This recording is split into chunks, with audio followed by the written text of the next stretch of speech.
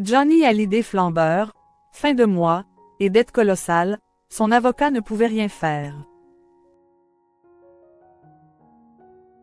Pour nos confrères du Progrès, l'ancien avocat de Johnny Hallyday s'est confié sur les folles dépenses du chanteur. Durant de très longues années, il a été l'avocat de Johnny Hallyday. Plus de 2 décennies à défendre les intérêts de l'artiste. Dans son livre Avocat du patron, Jacques Verrecchia revient sur ce passé aux côtés du taulier. Après son décès, je voulais attendre un certain temps avant de sortir mon livre, pour qu'on ne me dise pas que je profitais de la situation, confie-t-il au Progrès.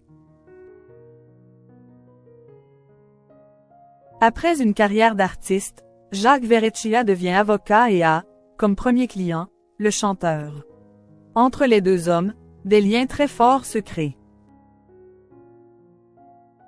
Mais, vivre avec Johnny Hallyday, c'était éprouvant, confie-t-il. J'essayais de prendre du recul et de vivre avec l'autre, Jean-Philippe Smith.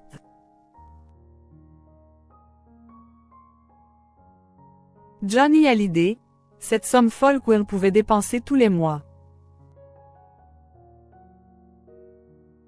En effet, Jacques Verrecchia sera le témoin de nombreux passages à vide du chanteur. Il n'a jamais eu le côté réaliste de la vie pour faire les fins de mois, confie-t-il.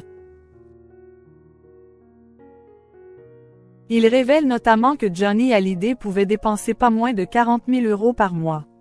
6 ans après la mort de Johnny Hallyday, son ancien avocat a décidé de briser le silence. Et lors d'une interview pour nos confrères de Gala, il fait une étonnante révélation. Je ne romps pas mon devoir de réserve.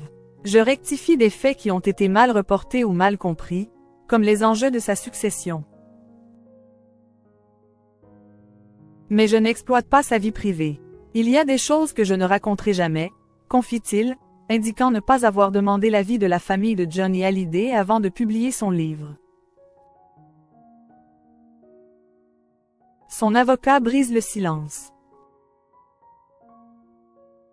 Mais il prend le risque de froisser quelques personnes. Il est possible que mon livre ne plaise pas à certains. Mais j'espère que les réactions ne seront pas trop mauvaises, a-t-il expliqué.